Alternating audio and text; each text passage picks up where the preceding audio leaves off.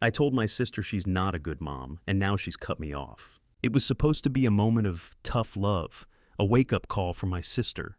But I didn't expect her to react the way she did. You see, I've always been there for my sister, helping her out when things got tough. But this time was different. I had to tell her something she didn't want to hear. I had to tell her that I didn't think she was being a good mom. The way she was treating her kids, the things she was saying, it wasn't right. I never imagined it would result in her cutting me off. But here we are, and I can't help but wonder if I made the right decision. To say that my sister and I have had a complicated relationship would be an understatement. Growing up, we were close, but we were also two completely different people. I was always the more responsible one, the one who took care of business, and she was the free spirit. While I was always focused on my goals, she followed whatever felt right at the moment. As kids, it was cute, but as adults, it started to feel a little less charming. When she had her first kid, I thought she'd change. I thought becoming a mom would be a wake-up call, a chance for her to grow up. But years later, she had two more kids, and I started noticing a disturbing pattern. She wasn't taking the responsibility of motherhood as seriously as she should have been. She'd often lash out at the kids for the smallest things, and I could see the frustration building in them, especially her oldest, who was getting old enough to notice the tension. I wasn't trying to be critical at first. I saw her struggling, and I did my best to support her, offering help with the kids, lending a hand around the house, and trying to guide her in a positive direction. But no matter how many times I offered advice or simply tried to listen, she always dismissed me. "I've got it under control," she'd say, but her actions said otherwise. The breaking point came when I visited her house one evening to find her yelling at her kids again, this time over something as trivial as spilled juice. Her youngest was crying, and her oldest was just standing there, looking embarrassed. That's when it hit me. She wasn't just struggling. She was overwhelmed, yes, but she was also acting out of frustration in ways that weren't healthy for her kids. I knew I had to say something. As much as I wanted to stay out of it, I couldn't just keep watching her treat her kids this way.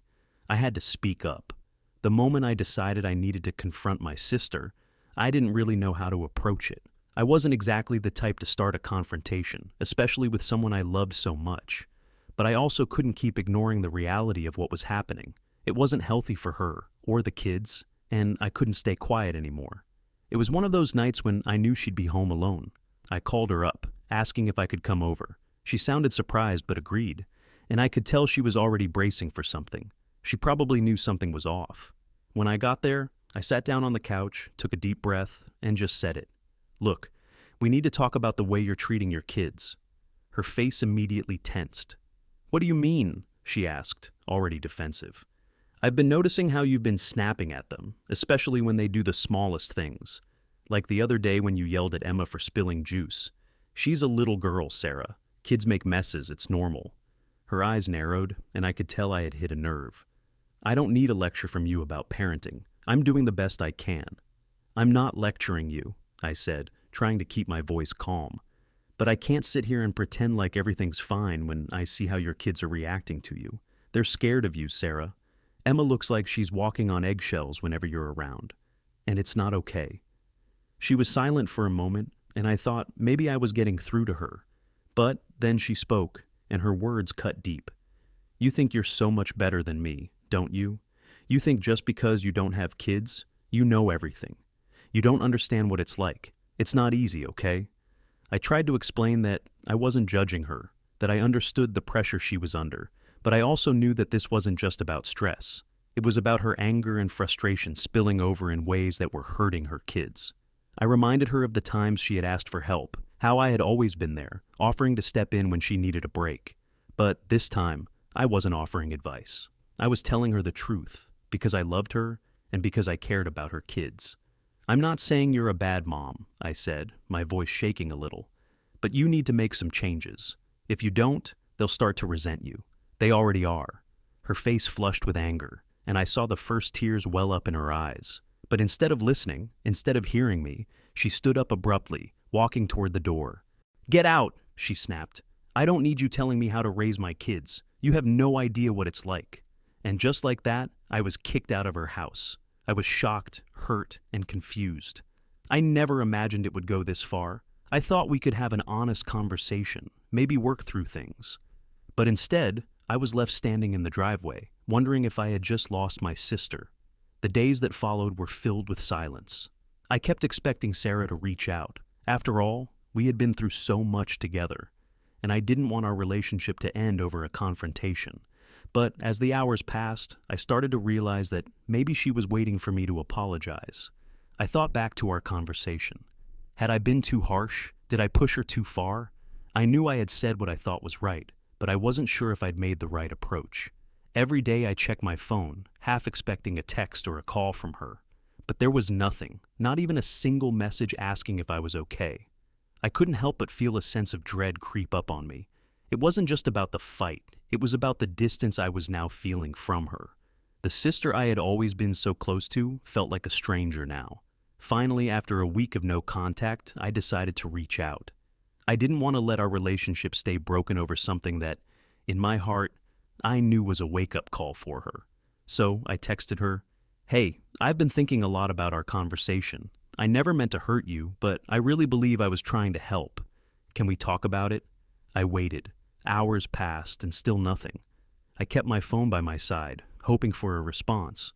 But nothing came. It was clear that Sarah wasn't ready to forgive me, or maybe she didn't want to hear what I had to say.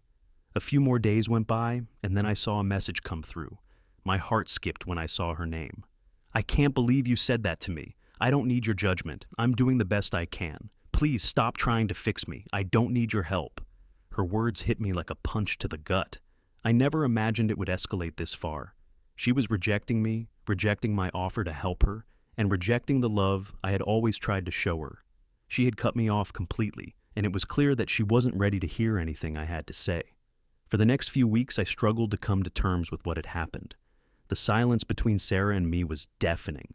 I tried to distract myself, focusing on work, spending time with friends, but every time I thought about her, I felt a deep sense of regret.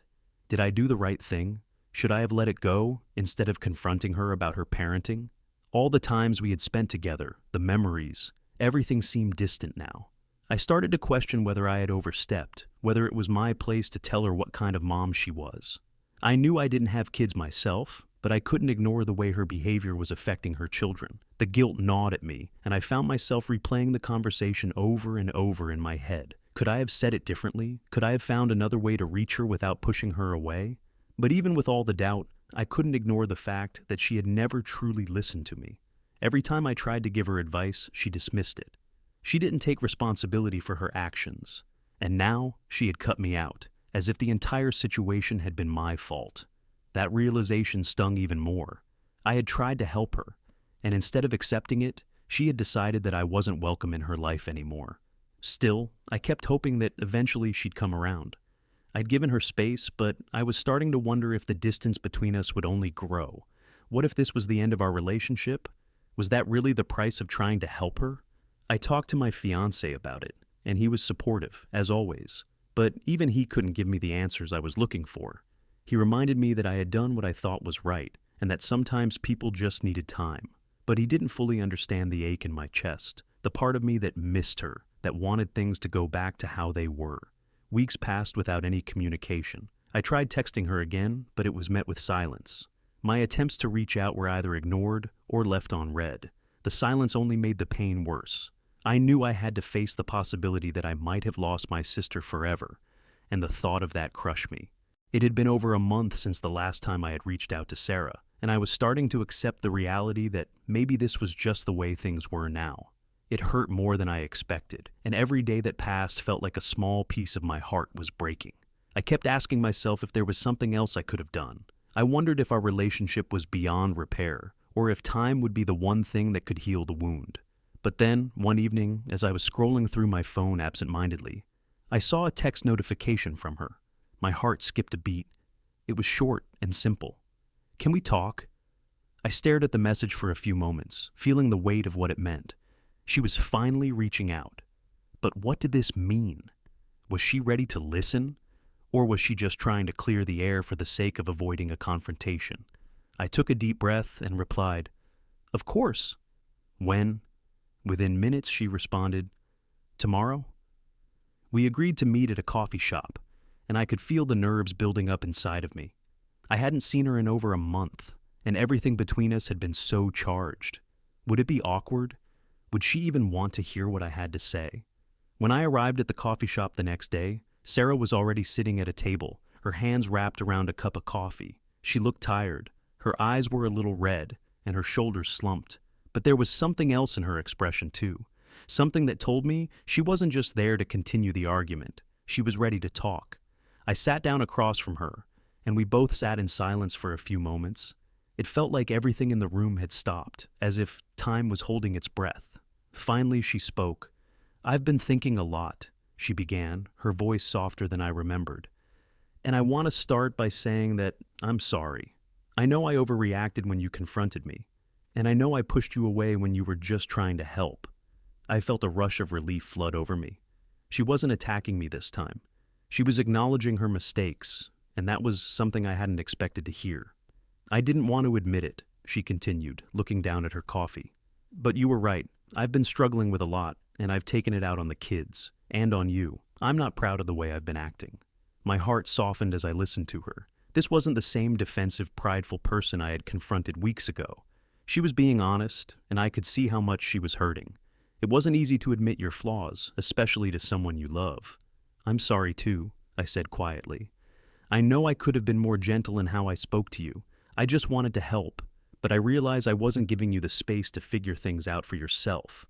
You're my sister, and I want to see you succeed, but I also know that I can't fix everything for you." She nodded, her eyes filling with tears. "I've been so stubborn. I've always felt like I had to do everything on my own, like asking for help was a weakness. But I see now that I don't have to do it alone. I want to be a better mom, a better person, and I want you to be a part of that, if you're willing." For the first time in a long while, I felt like we were back on the same team. She wasn't blaming me for her mistakes anymore. She was taking responsibility, and that was huge. It felt like we had crossed a bridge, and maybe, just maybe, our relationship could be repaired. "I'm always here for you, Sarah," I said, my voice steady. "We've been through so much together, and I know we can get through this too. But I can't be the only one trying. You have to want it too." She smiled through her tears. "I do. I really do." The days following our meeting were filled with a mix of emotions.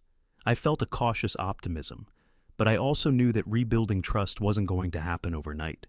It had taken me a long time to confront my sister, and the hurt from her cutting me off wasn't something I could just forget. But there was a sense of relief now that she had finally admitted her mistakes and expressed a genuine desire to improve. We started slowly, we spoke on the phone more often, and we began spending time together again. But it was different this time. I was no longer just a sounding board for her complaints, or someone she could lean on when things got tough. This time, I needed to make sure that we were both working toward a healthier, more balanced relationship. It wasn't easy. There were moments when Sarah would slip back into her old patterns, getting frustrated with her kids or taking out her stress on them in ways that made me uneasy. But this time, I didn't just sit back and say nothing. I gently reminded her of the promises she made to herself, and she would always apologize, promising to do better. There were times when I questioned whether things would ever truly go back to normal. Would she ever truly change? Or was I just fooling myself into thinking that things could get better? I didn't know for sure, but I knew one thing. I couldn't give up on her, not yet. We had been through so much together, and despite everything, I loved her. One afternoon, about a month after our conversation, I went over to her house to visit. She had invited me over to spend time with her and the kids, and I was excited to see them. But when I arrived, I immediately noticed something different.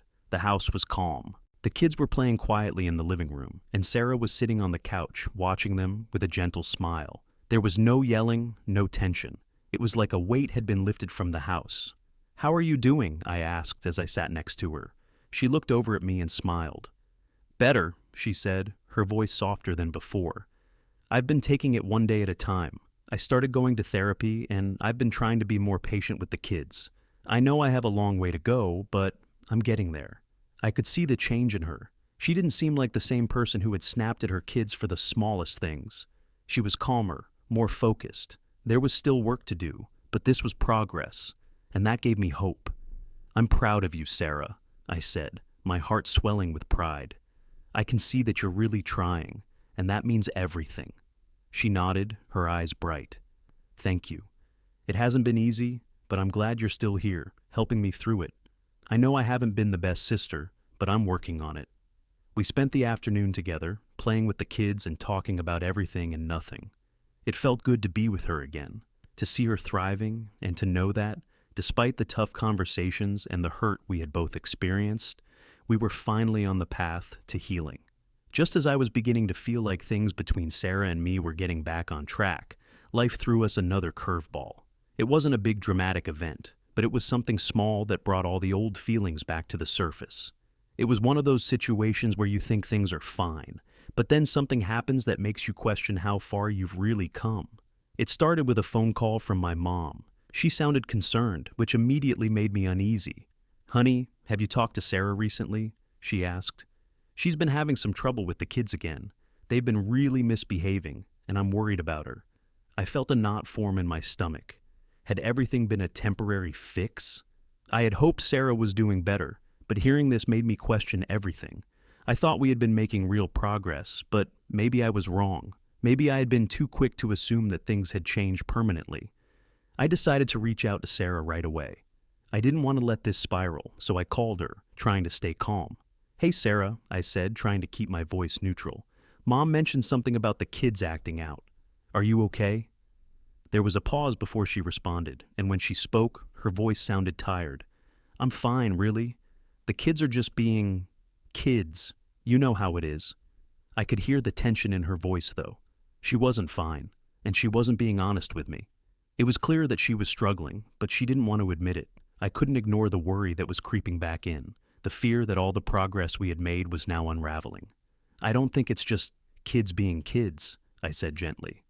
"Sarah, we've talked about how important it is to manage your stress, and I know you've been working on being patient with them.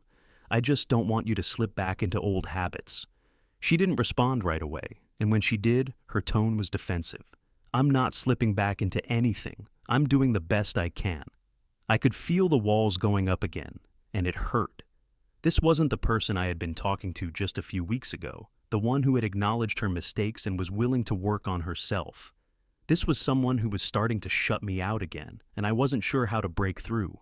"I'm just worried about you, Sarah," I said, my voice softening. "I don't want to see you go through the same cycle again. Please, let me help." She sighed heavily, and for a moment I thought she might open up, but instead she just muttered, "I'll handle it. You don't have to worry."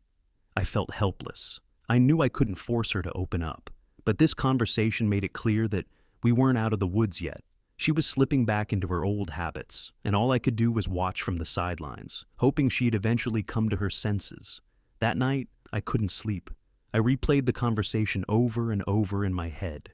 Had I said the wrong thing? Had I pushed her too hard again? I didn't want to be the one to drive her away, but I also couldn't stand by and watch her go down the same destructive path. The next few days were quiet. I didn't hear from Sarah, and I didn't want to push her too hard. I knew she needed space, but I was also frustrated. It felt like every time I tried to help, she pulled away. I couldn't just ignore the fact that she was clearly struggling with her kids, and it hurt that she wasn't letting me in. I continued to check in with my mom, asking if she had heard anything from Sarah. According to her, everything seemed fine on the surface, but she still wasn't acting like her usual self. It was like there was a quiet tension building, something unspoken between us. Then one afternoon, I got a call from my sister. Her voice sounded strained, but there was a softness to it, like she was trying to reach out but didn't know how. "I need to talk to you," she said, and for the first time in weeks, I could hear the vulnerability in her voice. My heart lifted, but I also felt a little apprehensive. This was the moment I had been waiting for. Sarah was reaching out. But what would she say? Would it be a sign of progress, or would it be more of the same? I wasn't sure what to expect, but I knew this could either help or hurt our relationship even more. "Sure, what's going on?" I asked, trying to keep my tone gentle. There was a long pause before she spoke again. "I've been thinking a lot about what happened, about the kids and about everything you've said. And honestly, I feel like I'm failing. I don't know how to fix it." I could tell she was tearing up, and I felt my chest tighten with empathy. This wasn't the defensive sister I had dealt with before. This was a woman who was finally admitting that things weren't okay, that she didn't have all the answers, and that she needed help. "You're not failing, Sarah," I said, my voice steady. You're just struggling, and that's okay. We all do. You've made progress, but it's going to take time. Don't give up on yourself. I don't know if I can do it, she said, her voice cracking. I feel like I'm always on the edge of losing control, and I don't know how to make things better for them. I don't know how to be the mom they need. I felt my heart break for her. I could see that she was drowning, overwhelmed by the expectations of being a mother and the weight of everything she was carrying. But in that moment, I realized something important. She was asking for help. She was finally ready to admit that she couldn't do it alone. Listen, I said, taking a deep breath. You don't have to be perfect. No one expects you to have everything figured out. What matters is that you're trying, and I'm here for you, always. You don't have to do this by yourself. There was a long silence, and for a moment, I thought she wasn't going to respond. But then, in a small, shaky voice, she said, "Thank you. I'm so sorry for pushing you away. I've been so angry, but I see now that you just wanted to help." "I'm sorry too," I said. "I should have been more patient. I just want you to be okay, Sarah. I want us both to be okay." That's when I knew. We were finally moving toward healing. It wouldn't happen overnight, and there would still be bumps in the road, but I could feel a sense of relief wash over me. We were taking the first step forward, together. After that phone call, things began to shift in a way I didn't expect. It was as if Sarah had finally allowed herself to accept help, not just from me, but from everyone around her. The walls she had built up for so long started to come down, and she began to acknowledge how much she had been bottling up. A few days later, she invited me over to her house again, and this time, things felt different. The kids were playing in the living room, but there was no tension in the air. There wasn't the usual chaos, the yelling, or the stressed energy that I had become used to. I walked in to find Sarah sitting at the kitchen table, a cup of coffee in her hands. She looked calm, almost like a weight had been lifted from her shoulders. "Hey," she greeted me with a small but genuine smile. "I've been working on it. It's been a struggle, but I'm trying." I sat down beside her, my heart full of hope. "I'm proud of you, Sarah." "Really?" She looked at me with a mixture of gratitude and guilt. "I've started seeing a therapist. I didn't want to admit I needed it, but I can see now how much it helps. It's hard, but I'm starting to understand why I've been acting the way I have." I nodded, relieved to hear that she was taking steps to help herself. It was a huge breakthrough. The therapist had been a suggestion I'd made before, but she had resisted it, thinking she could handle everything on her own. Now, she was recognizing that it was okay to ask for help, to let someone guide her through the emotional turmoil she had been carrying. The kids came running into the kitchen, excited to see me. I greeted them with a smile, but it was clear that they too felt a change in the atmosphere. There was no anxiety, no worry in their eyes. They seemed happy, carefree. It was then that Sarah spoke up, her voice softer than before. "I'm not perfect. I've made mistakes, and I know I've hurt you and the kids, but I'm committed to making things better. I'm committed to being the mom they deserve." I could see the sincerity in her eyes, and for the first time in a long time, I believed her. This wasn't just about empty promises. This was Sarah taking responsibility for her actions, acknowledging the hurt she had caused, and working toward being a better person for herself and for her family. "We all make mistakes, Sarah," I said, smiling. "What matters is that you're trying, and that's more than enough." She smiled back, and for a brief moment, everything felt like it was falling into place. The tension from the past weeks had melted away, and I could finally see the person she was striving to be, the person I had always known she could be. The weeks after that conversation were full of small victories. I could see the real change in Sarah, and though it was a gradual process, there was an undeniable shift. She was putting in the work, not just for herself, but for her kids and her family as a whole. The therapy was helping, and she started being more intentional about the way she interacted with the kids. It wasn't perfect. There were moments of frustration, times when she slipped up and had to catch herself. But the difference was night and day. One afternoon, as I was visiting her, I watched her handle a situation with Emma, her oldest, with such patience and care that I almost couldn't believe it. Emma had accidentally spilled juice, again, and instead of raising her voice, Sarah calmly helped her clean it up, offering encouragement rather than frustration. I was so proud of her in that moment. It was a small thing, but it was such a significant change in how she was handling the stresses of motherhood. I could see her trying, really trying, and it made all the difference. As we sat down for coffee later that day, Sarah looked at me with a soft smile. "I know I haven't been the best sister, but I'm glad you've stuck by me," she said, her voice filled with gratitude. "I don't think I could have gotten this far without you." I reached across the table and took her hand. "I'm proud of you. It hasn't been easy, but you're doing it. I've always believed in you." She nodded, and for the first time in a long time, I felt the weight of our past struggles begin to lift. We were finally on a path to healing, and while I knew there would still be challenges ahead, I also knew we were both stronger for having gone through it. The next few months weren't without their struggles, but they were different. They were filled with more honest conversations, more understanding, and less defensiveness. We both learned how to navigate the complexities of our relationship, knowing that it would take time to truly rebuild the trust we had lost. But the important thing was that we were both committed to it, and that made all the difference. Looking back on everything, I realized that this whole experience taught me so much about boundaries, love, and forgiveness. Sometimes the hardest thing to do is confront someone you love, especially when it feels like it could tear everything apart. But I've learned that setting boundaries doesn't mean you don't care. It means you're doing what's best for everyone involved. If you've ever been in a situation where you had to confront someone you love, or if you've struggled with setting boundaries, I'd love to hear your thoughts. How did you handle it? Did you ever feel like you were walking a fine line between love and tough love? Please share your experiences in the comments. I know we all can learn from each other. And if you found this story helpful or relatable, don't forget to like, share, and subscribe for more stories that explore family, friendship, and everything in between.